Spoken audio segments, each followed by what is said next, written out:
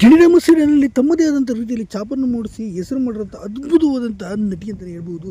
ಹೌದು, ಇಂಥ ಅದ್ಭುತವಾದಂಥ ನಟಿಗೆ ಆಯಿ ಅವರು ಏನೆಲ್ಲ ಅನ್ನೋದು ನಿಜಕ್ಕೂ ಕೂಡ ಆಘಾತಕಾರಿಯಾದ ಸುದ್ದಿ. ಹಾಗಾದರೆ ನಿಜಕ್ಕೂ ಆಗಿರೋದು ಏನು, ಇದ್ರ ಬಗ್ಗೆ ಸಂಪೂರ್ಣದ ಮಾಹಿತಿಯನ್ನು ನಿಮಗೆ ಕೊಡ್ತೀನಿ. ಅದಕ್ಕೆ ಒಂದು ಚಾನಲ್ ಸಬ್ಸ್ಕ್ರೈಬ್ ಸ್ನೇಹಿತರೆ.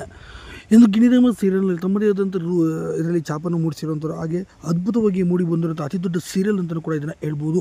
ಇನ್ನು ಗಿಣಿರಾಮ ಸೀರಿಯಲ್ ಸಿಕ್ಕಾಪಟ್ಟೆ ಟ್ರೆಂಡಲ್ಲಿ ಇದ್ದಂಥ ಸೀರಿಯಲ್ ಅಂತ ಹೇಳ್ಬೋದು. ಇನ್ನು ಇದರಲ್ಲಿ ಅಭಿನಯ ಮಾಡ್ತಿದ್ದಂಥ ಎಲ್ಲ ಕಲಾವಿದರು ಕೂಡ ಒಂದಲ್ಲ ಒಂದು ಕಾಣಿಸ್ಕೊಳ್ತಾರೆ. ಬಟ್ ನಮ್ಮ ಆಯಿಯವರು ಬೇರೆ ಯಾವುದೋ ಸೀರಿಯಲಲ್ಲಿ ಬರ್ತಾರೆ ಅಂತ ಅಂದುಕೊಂಡ ಅಭಿಮಾನಿಗಳಿಗೆ ಶಾಕ್ ಎದುರಾಯಿತು. ಅವ್ರು ಯಾವ ಸೀರಿಯಲ್ ಆಗಿರ್ಬೋದು, ಸಿನಿಮಾಗಳಲ್ಲಾಗಿರ್ಬೋದು ಕಾಣಿಸ್ಕೊಳ್ಳೇ ಇಲ್ಲ.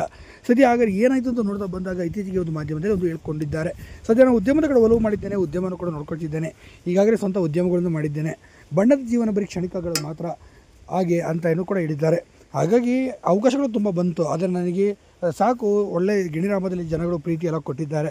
ಈಗ ಸದ್ಯ ಅದನ್ನೇ ಉದ್ಯಮದ ಕೂಡ ಈಗ ಮಾಡಿದ್ದೇನೆ, ಉದ್ಯಮವನ್ನು ಕೂಡ ನೋಡ್ಕೊಳ್ತಿದ್ದೇನೆ, ಸಾಕಷ್ಟು ಜನ ಕೆಲಸ ಕೊಟ್ಟರು ಅಂತ ನನಗೊಂದು ತೃಪ್ತಿನೂ ಕೂಡ ಇದೆ ಕೆಲಸದಲ್ಲಿ ಅಂತಲೂ ಕೂಡ ಹೇಳ್ಕೊಂಡಿದ್ದಾರೆ. ಹೀಗಾಗಿ ಸೀರಿಯಲ್ ಲೋಕದ ಸಿನಿಮಾ ಲೋಕದಿಂದನೇ ಇನ್ನಿಲ್ಲವಾದರೂ ಆಯಿ ಅಲಿಯಾಸ್